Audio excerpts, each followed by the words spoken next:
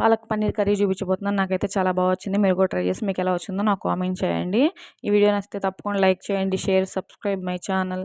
ముందుగా పాలకూర శుభ్రం కడిగేసేసి కట్ చేసుకొని బండిలో వేసి ఫ్రై చేసుకోవాలి. అలా ఫ్రై చేసుకున్న పాలకూర తీసి పక్కన పెట్టుకోవాలి. తర్వాత ఇక్కడ 2 టమాటాలు, ఒక ఉల్లిపాయ, 3 పచ్చిమిరపకాయలు, చిన్న అల్లం ముక్క, 5-6 రెమ్మలు వెల్లుల్లి వేసి గ్రైండ్ చేసుకోవాలి. అలా గ్రైండ్ చేసుకొని పక్కన పెట్టుకోవాలి. ముందుగా బాండీలో ఆయిల్ వేసుకొని ఆయిల్ హీట్ అయిన తర్వాత జీలకర్ర, బిర్యానీ ఆకు వేసి ఫ్రై చేసుకోవాలి. అలా ఫ్రై అయిన తర్వాత టమాటా పేస్ట్ కూడా వేసి ఫ్రై చేసుకోవాలి. ఇంకా వేపిన పాలకూర ఉంది కదా, పాలకూరలో జీడిపప్పులు వేసేసి నేను మెత్తగా మిక్సీ చేసుకున్నాను.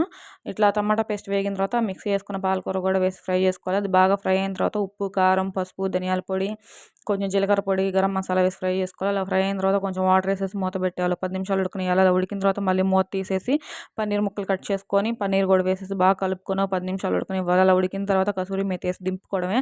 అంతే అండి. కూర అయితే చాలా బాగా వచ్చింది. మీరు కూడా తప్పకుండా ట్రై చేయండి. Please like, share, subscribe.